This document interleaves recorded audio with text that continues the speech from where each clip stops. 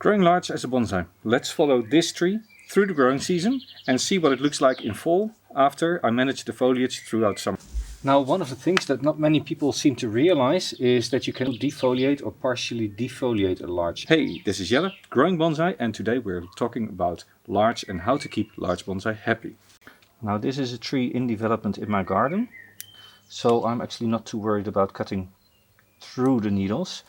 But of course, if this was to go in an exhibition later this year, I would really take care to not cut through the needles and really only cut in between.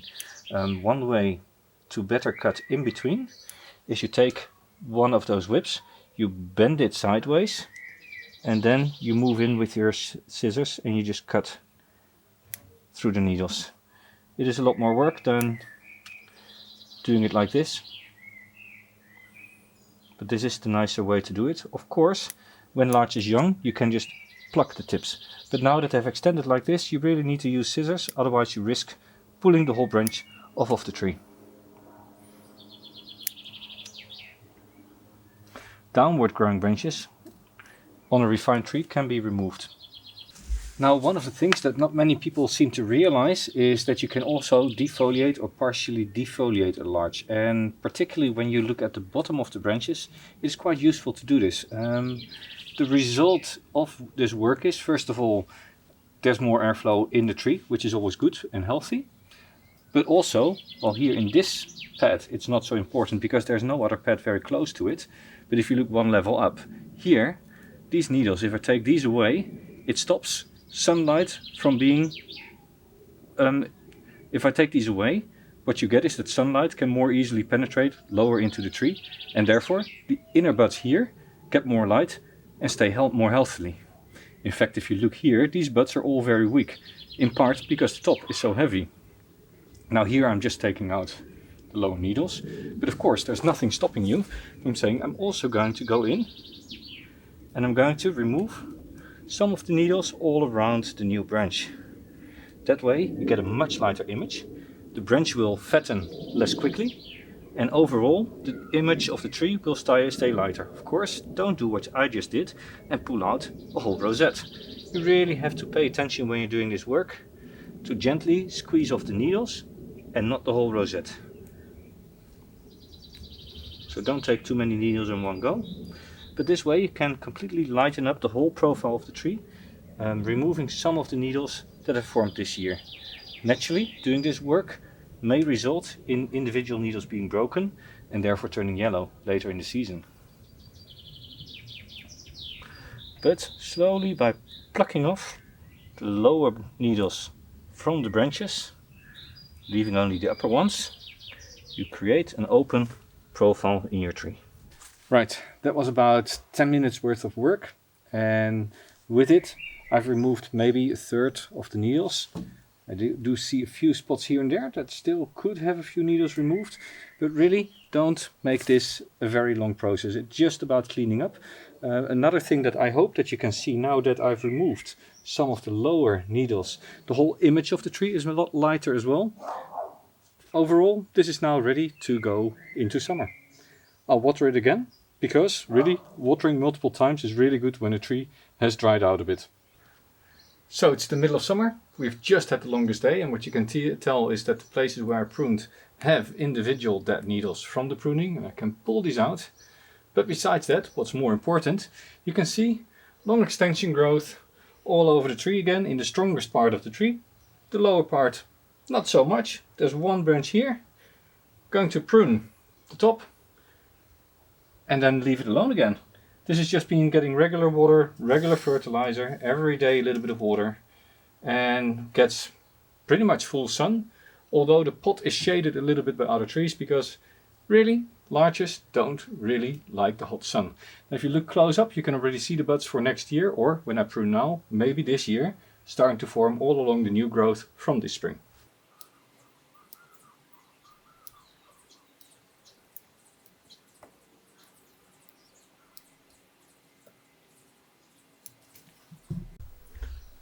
For long extension growth, of course, I take scissors and I prune again at the bud where possible.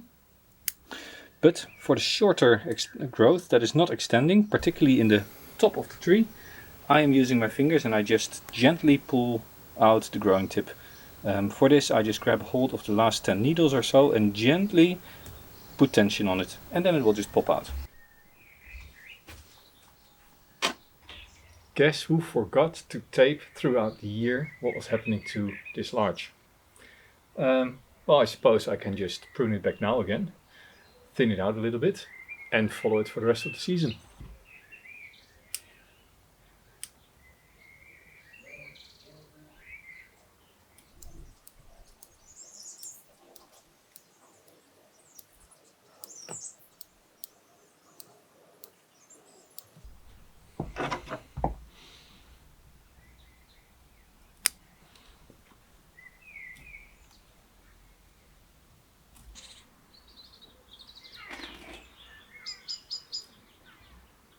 It has only been a week, but if you look here and there, you can see that now the buds that were not pushing are starting to push.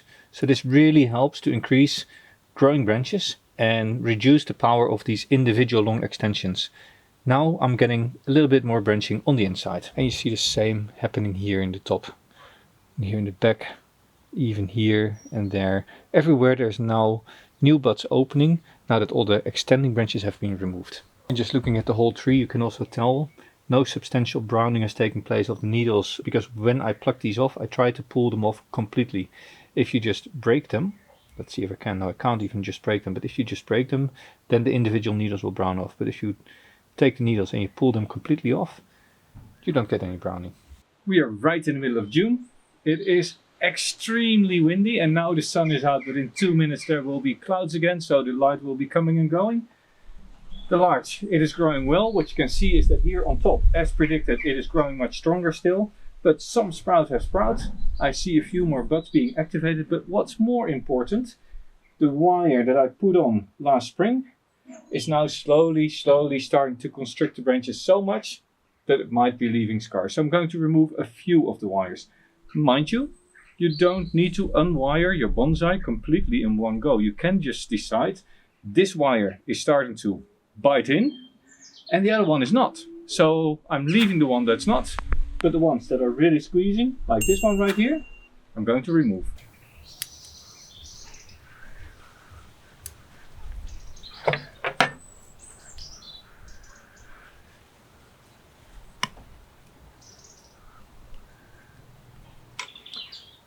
Now the rest of the wiring I'm just going to leave on a little bit longer. I'll check of course whether there's anything else, but I think most of the wire is still okay. However, in midsummer you do get a lot of swelling of the branches, so keep track of the wire. A little trick. I'm going to hook it here, just like that. It's July. You can see here these nice extensions, and these have done their job. These have now aided in strengthening these lower branches. The top you can see has started to sprout as well. In fact, there's a little side bud here and I can just prune back to that. And I'm going to prune all of these back. Now if you look at these, you see tiny little buds appearing along the branch. So these little dots here are buds. You don't get a bud at every single needle, but you do get plenty of them if there's enough sun. So now I prune it back and I have a bud here on the side and there's one here in the back which you might not be able to see. And this I can of course now do for the whole branch, right? So there's little buds here sitting as well, and there and there. I want to extend it a little bit, and I don't want the lower one, I want the upper one. Just like that. Now the last bits of wire need to be removed because they're biting in. I'll do that as well. And well, quick prune, unwire, and then this is done, and I think it is done for the summer. It will in fall just drop their leaves and then I'll do a final prune. Now I've left some wire here. This is not biting in yet and this is a heavy branch, so it might as well leave it wired. For the rest I think all the wires are out.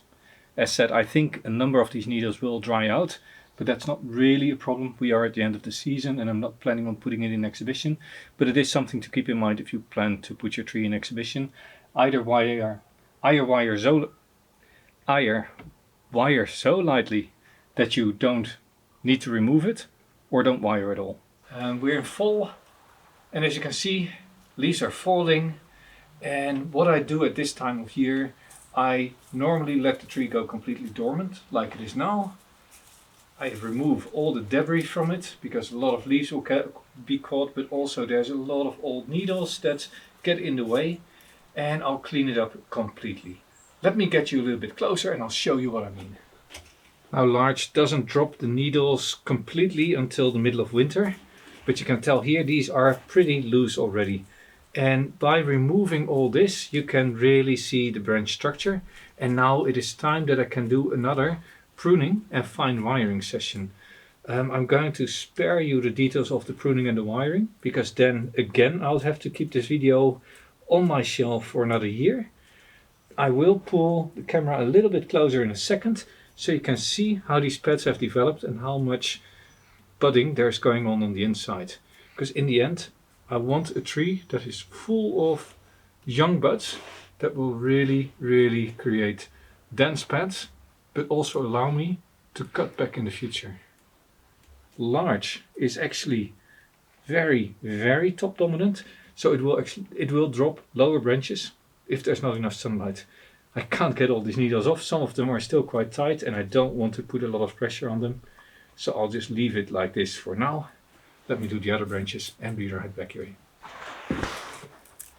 Now, cleaning up also means removing all the debris here from the pot, and the weeds should also go, otherwise all sorts of insects can start hiding in your pot for winter, and that's never a great idea. In spring this will probably be repotted, because it hasn't been repotted for quite a number of years. And now what you see here on a pad like this one, you see that there's long branches and shorter branches. There's little pruning stubs like this one here and there, but most importantly you see these bumps here, and all of these bumps are the buds for next year.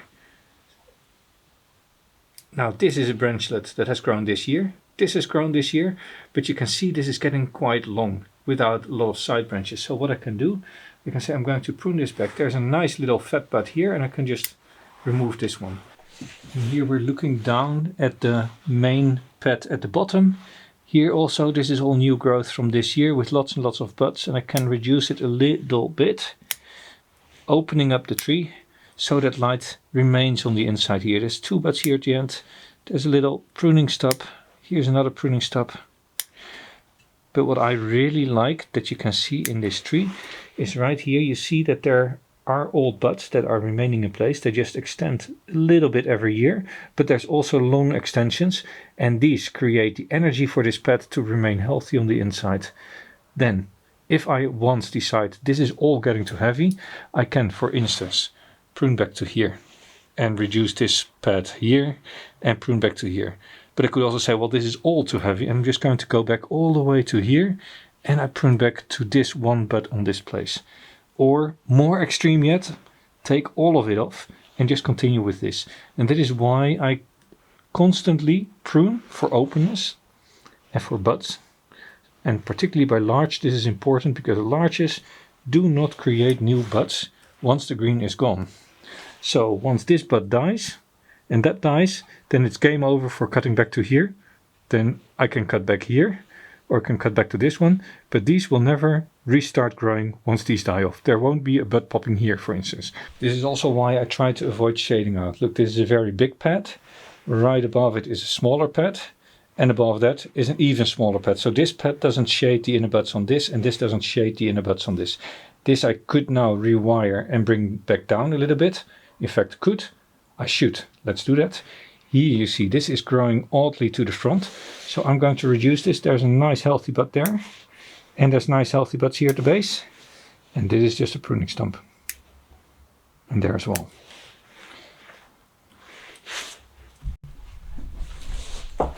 And these are the same 3 pads, but then seen from the front instead of from above, and you see immediately why I said that this branch should actually be wired. So let me do that now and show you the difference of just one single wire. I think it is clear that this is now much more aligned. This is actually now too tall.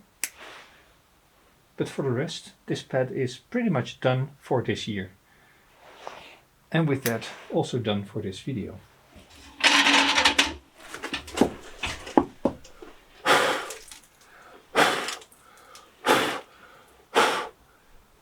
Well, this is not the end of the work on this tree for this year. I do need to wire out and prune back quite a few of these branches, but it is the end of this video. This is, I think, about 2 years worth of growth now in this video covered.